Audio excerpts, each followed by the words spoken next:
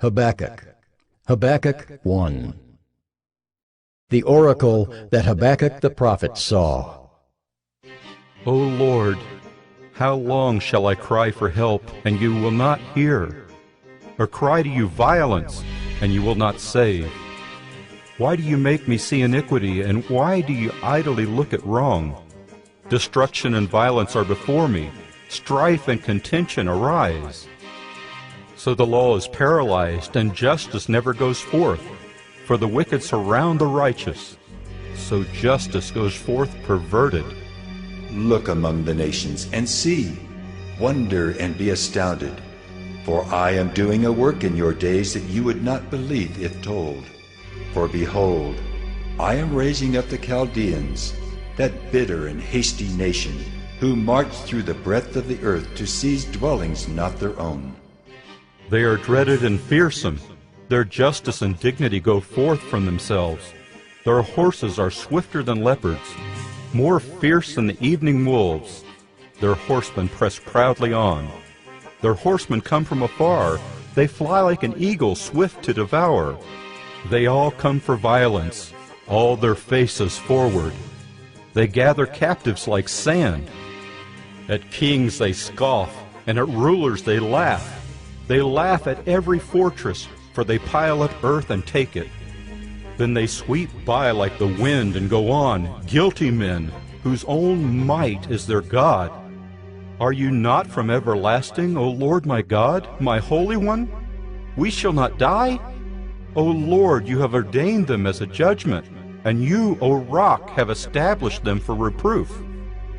You who are of purer eyes than to see evil and cannot look at wrong, why do you idly look at traitors and remain silent when the wicked swallows up the man more righteous than he? You make mankind like the fish of the sea, like crawling things that have no ruler. He brings all of them up with a hook. He drags them out with his net. He gathers them in his dragnet, so he rejoices and is glad. Therefore he sacrifices to his net and makes offerings to his dragnet. For by them he lives in luxury, and his food is rich. Is he then to keep on emptying his net and mercilessly killing nations forever?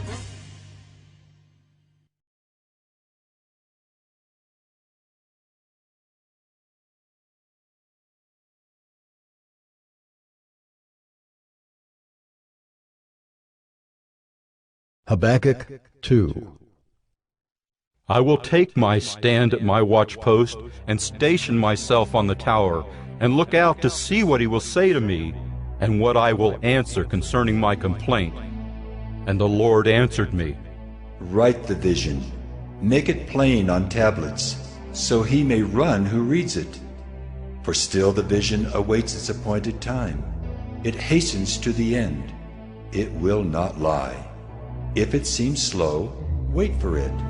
It will surely come. It will not delay. Behold, his soul is puffed up. It is not upright within him. But the righteous shall live by his faith. Moreover, wine is a traitor, an arrogant man who is never at rest. His greed is as wide as Sheol. Like death, he has never enough. He gathers for himself all nations and collects as his own all peoples. Shall not all these take up their taunt against him, with scoffing and riddles for him, and say, Woe to him who heaps up what is not his own. For how long? And loads himself with pledges. Will not your debtors suddenly arise, and those awake who will make you tremble? Then you will be spoil for them. Because you have plundered many nations, all the remnant of the people shall plunder you. For the blood of man and violence to the earth, to cities and all who dwell in them. Woe to him who gets evil gain for his house, to set his nest on high, to be safe from the reach of harm. You have devised shame for your house by cutting off many peoples. You have forfeited your life, for the stone will cry out from the wall, and the beam from the woodwork respond. Woe to him who builds a town with blood and founds a city on iniquity. Behold, is it not from the Lord of hosts that peoples labor merely for fire, and nations weary themselves for nothing? For the earth will be filled with the knowledge of the glory of the Lord as the waters cover the sea. Woe to him who makes his neighbors drink.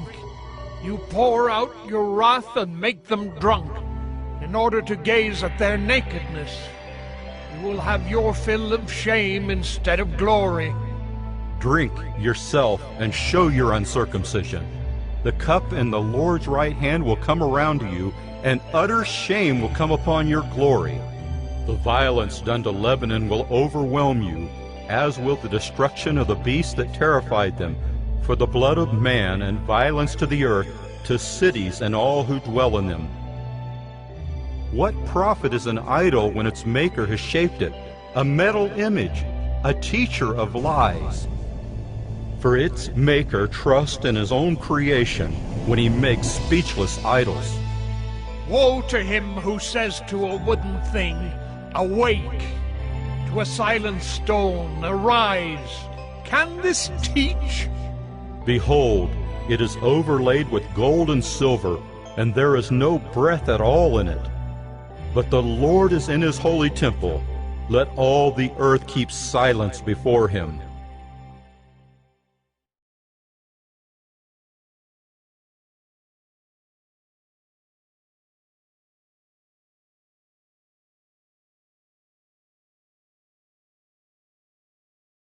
Habakkuk 3.